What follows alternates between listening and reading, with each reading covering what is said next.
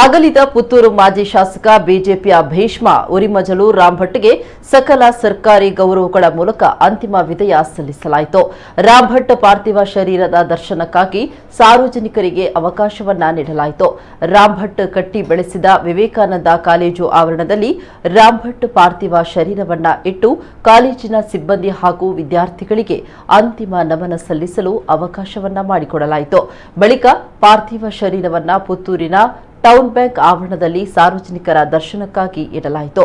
ಮಾಜಿ ಮುಖ್ಯಮಂತ್ರಿ D V Sadananda Gowda, BJP ರಾಜ್ಯಾಧ್ಯಕ್ಷ ನಳಿನ್ ಕುಮಾರ್ ಕಟೀಲ್, ಪುತ್ತೂರು ಶಾಸಕ ಸಂಜೀವ ಮಠಂದೂರು, ಮಾಜಿ ಶಾಸಕಿ ಶಕುಂತಲಾ ಶೆಟ್ಟಿ, ವಸಂತ ಬಂಗೇರ, ಆರ್ಎಸ್ಎಸ್ ಮುಖಂಡ ಕಲ್ಲಡ್ಕ ಪ್ರಭಾಕರ್ ಭಟ್, ಫಿಲೋಮಿನಾ ಕಾಲೇಜಿನ ನಿವೃತ್ತ ಪ್ರಾಂಶುಪಾಲ ಗೋಮ್ಸ್ ಸೇರಿದಂತೆ ಹಲವು ಗಣ್ಯರು ಪಾರ್ಥಿವ ಶರೀರಕ್ಕೆ ಹಾರ ಹಾಕಿ ಪ್ರಾರ್ಥಿಸಿದ ಜೊತೆಗೆ ನುಡಿ ನಮನವನ್ನ ಕೂಡ ಸಲ್ಲಿಸಿದ್ರು. ಪುತ್ತೂರಿನ ಮಡಿವಾಳ ಕಟ್ಟೆಯ ಸ್ಮಶಾನದಲ್ಲಿ ಮೃತರ ಅಂತಿಮ ವಿಧಿವಿಧಾನವನ್ನ ನೆರವೇರಿಸಲಾಯಿತು.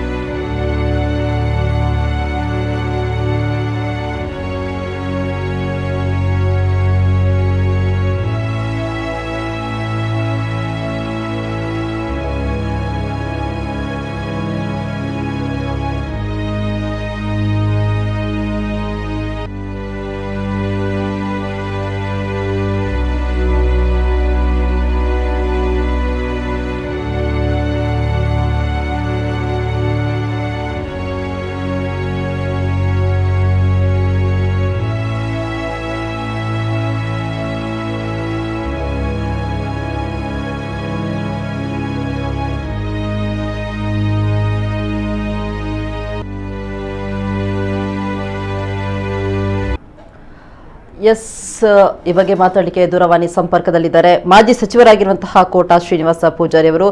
ಸರ್ ನಮಸ್ತೆ. ನಮಸ್ಕಾರ ಸರ್, ಬಿಜೆಪಿಯ ಭೀಷ್ಮ ಉರಿಮಜಲು ರಾಮ್ ಭಟ್ ಅವರು ನಿನ್ನೆ ವಿಧಿವಶರಾಗಿದ್ದಾರೆ. ಏನು ಕರಾವಳಿಯಲ್ಲಿ ಬಿಜೆಪಿಯನ್ನ ಮೊಟ್ಟ ಮೊದಲಿಗೆ ಕಟ್ಟಿ ಬೆಳೆಸಿದವರು ಅಂತ ಏನ್ ಹೇಳ್ತೀರಾ ಸರ್ ಇವರ ಬಗ್ಗೆ? ಉರಿಮಜಲು ರಾಮ್ ಭಟ್ರ ಪಾರ್ಥಿವ ಶರೀರವನ್ನ ದರ್ಶನ ಮಾಡ್ಲಿಕ್ಕೆ ಇವತ್ತು ಹೋಗಿದ್ದೆ. ಒಂದು ಕಾಲದಲ್ಲಿ ಭಾರತೀಯ ಜನತಾ ಪಕ್ಷ ಜನಸಂಘದ ರೂಪದಲ್ಲಿರುವಾಗ ಭಾರತೀಯ ಕಟ್ಟ ಕಡೆಯ ವ್ಯಕ್ತಿಗಳನ್ನು ಕೂಡ ಗಮನದಲ್ಲಿಟ್ಟುಕೊಂಡು ಅವರು ಪಾರ್ಟಿ ಕಟ್ಟಿರುವಂತಹ ರೀತಿ, ಪಾರ್ಟಿಗೋಸ್ಕರ ಅವರ ಅವಿರತವಾದಂತಹ ಶ್ರಮ, ಯಾವ ವೈಚಾರಿಕ ವಿಚಾರಗಳಿಗೋಸ್ಕರ ತಾನು ಬದ್ಧನಾಗಿ ಕೆಲಸ ಮಾಡಿದ್ದೇನೋ ಅಂತ ವೈಚಾರಿಕ ಬದ್ಧತೆಗೋಸ್ಕರ ಇಡೀ ಬದುಕನ್ನು ಸಮರ್ಪಣೆ ಮಾಡಿರುವಂತಹ ಒಟ್ಟಾರೆ ಯೋಚನೆಗಳು ಮತ್ತು ಯೋಜನೆಗಳು ಅಟಲ್ ಜಿ, ಅಡ್ವಾಣಿ ಮತ್ತು ನಮ್ಮ ಜಗನ್ನಾಥರಾವ್ ಜೋಶಿ, ಡಾಕ್ಟರ್ ವಿ.ಎಸ್. ಆಚಾರ್ಯ, ಕರಂಬಳ್ಳಿ ಸಂಜೀವ್ ಶೆಟ್ಟಿ ಅಂತ ಪುಣ್ಯ ಪುರುಷರ ಒಡನಾಡದ ಅವರ ಬದುಕು ಇವೆಲ್ಲವನ್ನು ಗಮನಿಸಿದಾಗ ನನ್ನ ಕಣ್ಮುಂದೆ ಬಂದಿರುವುದು ಅಂತ ಹಿರಿಯರೊಬ್ಬರನ್ನ ಕಳ್ಕೊಂಡಿರುವಂತ ನೋವುಗಳಿದೆ. ಆದ್ರೆ ನಮ್ಮ ಈ ನೈಸರ್ಗಿಕ ಪ್ರಕ್ರಿಯೆ ಒಂದು ಭಾಗವಾಗಿರುವಂತ ಜೀವನ ಮರಣಗಳಲ್ಲೂ ಕೂಡ ನಾವೆಲ್ಲ ಸಹಿಸಲೇಬೇಕಾದ ಅನಿವಾರ್ಯತೆಯ ವ್ಯವಸ್ಥೆಗಳು ಇರುವುದರಿಂದ ಈ ಇಡೀ ಬದುಕನ್ನ ರಾಷ್ಟ್ರಕ್ಕೆ ಸಮರ್ಪಣೆ ಮಾಡಿದಂತ ಉರಿಮಜಲು ರಾಮ್ ಭಟ್ರ ಆತ್ಮಕ್ಕೆ ಪರಮಾತ್ಮ ಚಿರಶಾಂತಿ ಒದಗಿಸ್ತೀವಿ ಅಂತ ಹೇಳುವ ಪ್ರಾರ್ಥನೆಯನ್ನು ಮಾಡಿದ್ದೇನೆ.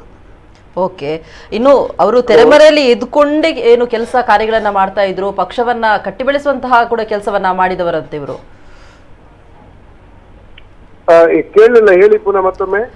ಇವರು ಉರಿಮಜಲು ಭಟ್ ಅವರು ಪ್ರಚಾರ ಏನು ತಗೊಳ್ಳದೆ ತೆರೆಮರೆಯಲ್ಲಿ ಇದ್ಕೊಂಡು ಕೆಲಸ ಕಾರ್ಯಗಳನ್ನ ಮಾಡ್ತಾ ಬಿಜೆಪಿ ಏನು ಪಕ್ಷ ಅದನ್ನು ಕಟ್ಟಿಕೊಳ್ಳುವಂತಹ ಸೇವೆಗಳನ್ನ ಮಾಡ್ತಾ ಇದ್ದವರು. 2 ಸಾರಿ ಶಾಸಕರಾಗಿದ್ರು, 3ನೇ ಸಾರಿ ಶಾಸಕರು ಬೇಡ ಅಂತ ಹೇಳೋದು ಈ ಜಗತ್ತಲ್ಲಿ ಯಾರಿಲ್ಲ. ಆದ್ರೆ ಅವರು ಇಲ್ಲ, ಬೇರೆಯವರಿಗೆ ಅವಕಾಶ ಕೊಡಿ ಅಂತೇಳಿ ತನ್ನ ಅವಕಾಶವನ್ನ ಬೇರೆಯವರಿಗೆ ಕೊಟ್ಟು ಮಾರ್ಗದರ್ಶನ ಕೊಡುವಂತ ಬಹಳ ಹಿರಿಯ ಮುತ್ಸದ್ದಿತನ ಇರುವವರು ಮತ್ತು ಸಮರ್ಪಣಾ ಮನೋಭಾವದಿಂದ ಪ್ರಚಾರ ಇಲ್ಲದೆ ನಂಬಿಕೊಂಡಿರುವಂತ ಸಿದ್ಧಾಂತಕ್ಕೆ ಬದ್ಧರಾಗಿ ಕೆಲಸ ಮಾಡಿರುವಂತ ಅತ್ಯಂತ ಅಪರೂಪದ ರಾಜಕಾರಣಿಗಳಾಗಿ ಉರಿಮಜಲು ರಾಮ್ ಭಟ್ರು ನಮ್ಮ ಕಣ್ಮುಂದೆ ಬರ್ತಾರೆ. Okay sir, thank you sir ನಮ್ಮ ಕುಲದೊಂದಿಗೆ ಮಾತನಾಡಿ. ಧನ್ಯವಾದ.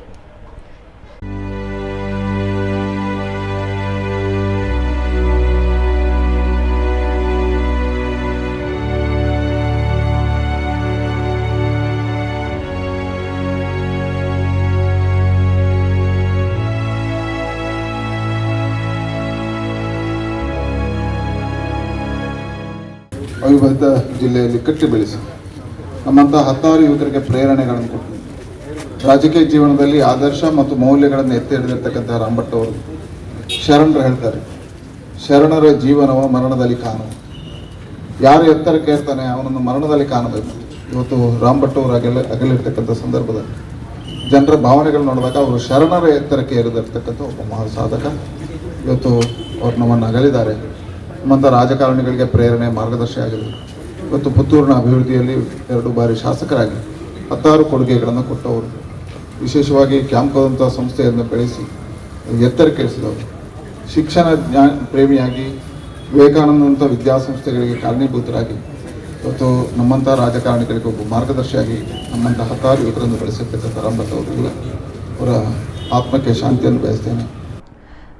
ಎಸ್, ಉರಿಮಜಲು ರಾಮ್ ಭಟ್ರು ಇನ್ನೊಬ್ರು ಕೂಡ ಸಂತಾಪ ಸೂಚಿಸಲಿಕ್ಕೆ ದೂರವಾಣಿ ಸಂಪರ್ಕದಲ್ಲಿದ್ದಾರೆ. ಮಾಜಿ ಶಾಸಕಿಯಾಗಿರುವಂತಹ ಶಕುಂತಲಾ ಶೆಟ್ಟಿ ಅವರು. ಮೇಡಮ್ ನಮಸ್ತೆ. ನಮಸ್ತೆ ಮೇಡಮ್, ಹಿರಿಯ ರಾಜಕಾರಣಿ, ಅದರಲ್ಲೂ ತಮ್ಮ ರಾಜಕೀಯ ಗುರು ಉರಿಮಜಲು ರಾಮ್ ಭಟ್ ಅವರು ಇಂದು ನಮ್ಮೊಂದಿಗೆಲ್ಲ ಏನ್ ಹೇಳ್ತೀರಾ ಮ್ಯಾಮ್ ಇವರ ಬಗ್ಗೆ?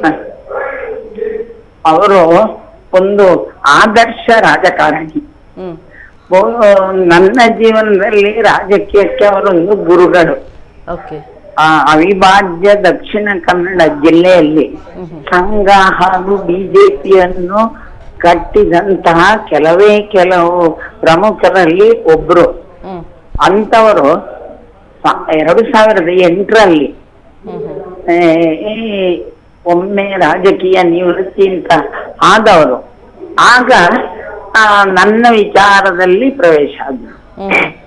ಬಹಳಷ್ಟು ಅದರಲ್ಲಿ ಪ್ರಯತ್ನ ಪಟ್ಟರು.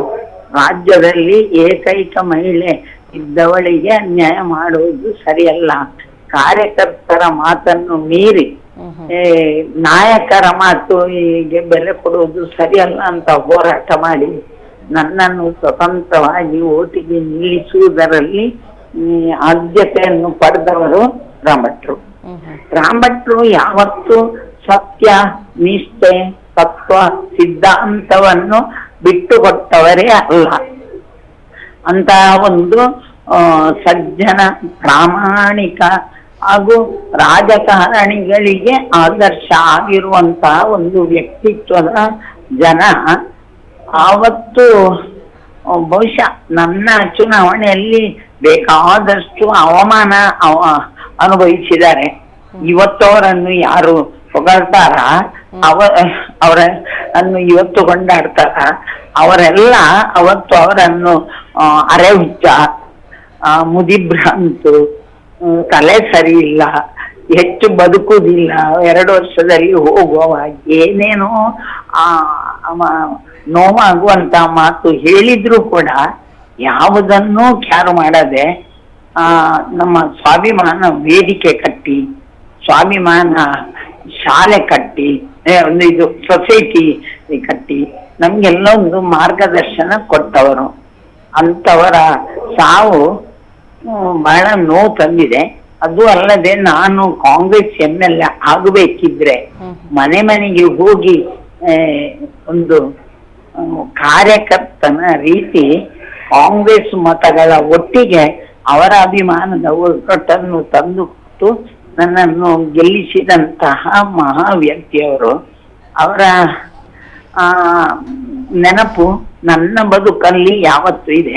ನನ್ನ ರಾಜಕೀಯ ಜೀವನದ ಅದು 2ನೇ ಬಾರಿ ಶಾಸಕತ್ವಕ್ಕೆ ಪೂರ್ಣ ಕಾರಣ.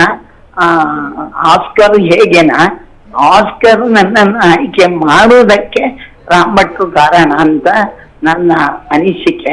ಅಂತ ರಾಮ್ ಭಟ್ರನ್ನು ಕಳ್ಕೊಂಡಿದ್ದೇವೆ, ನೋವಾಗ್ತಾ ಇದೆ. ಆದ್ರೆ ಅವರ ಆತ್ಮಕ್ಕೆ ಚಿರಶಾಂತಿ ಸಿಗಲಿ ಅಂತ ಬೇಡ್ತಾ ಇದ್ದೇವೆ. ಒಂದು ನೋವಿದೆ, ನಾವು ಸ್ವಾಭಿಮಾನಿ ಬ್ಯಾಂಕುಗಳಿಗೆ ಇವತ್ತು ರಜೆ ಸಾರಿದ್ದೇವೆ. ಅವರ ಆತ್ಮೀಯ ರೊಬ್ಬರ ಅಂಬಿಕಾ ಸ್ಕೂಲು 4 ಸ್ಕೂಲಿಗೂ ರಜೆ ಕೊಟ್ಟಿದ್ದಾರೆ. ಆದ್ರೆ ವಿವೇಕಾನಂದವನ್ನು ಕಟ್ಟಿ ಬೆಳೆಸಿದ ರಾಮ್ ಭಟ್ರ ಸಾವಿಗೆ ವಿವೇಕಾನಂದ ಏನು ಒಂದು ರಜೆಯೂ ಘೋಷಣೆ ಮಾಡಲಿಲ್ಲ ಅಂತ ಹೇಳುವ ನೋವು ಇದೆ. ಹೇಗೂ ಇರಲಿ, ರಾಮ್ ಭಟ್ರ ಆತ್ಮಕ್ಕೆ ಚಿರಶಾಂತಿ ಸಿಗಲಿ, ಅವರ ಕುಟುಂಬಕ್ಕೆ ದೇವರು ಅವರ ಅಗಲುವಿಕೆಯ ನೋವನ್ನು ಸಹಿಸುವ ಶಕ್ತಿ ಕೊಡ್ಲಿ ಅಂತ ಬೇಡಿಕೊಳ್ತಾ ಇದ್ದೇನೆ. ಥ್ಯಾಂಕ್ ಯು ಮೇಡಮ್, ನಮ್ಮ ಕಳದೊಂದಿಗೆ ಮಾತನಾಡೋಕ್ಕೆ thank you so much. Jana Sangh ಅಂತ ಏನು ಒಂದು ಪಕ್ಷ 1951ರಲ್ಲಿ ಪ್ರಾರಂಭ ಆಯಿತಾ, ಆ ಜನಸಂಘವನ್ನು ಕಟ್ಟಿ ಬೆಳೆಸಿದವರಲ್ಲಿ ಇವ್ರದ್ದೊಂದು ಪಾತ್ರ ಭಾರಿ ಪ್ರಮುಖವಾದ್ದು. ಪುತ್ತೂರಿನಲ್ಲಿ ಜನಸಂಘವನ್ನು ಹುಟ್ಟು ಹಾಕಿದ್ದೇವರು.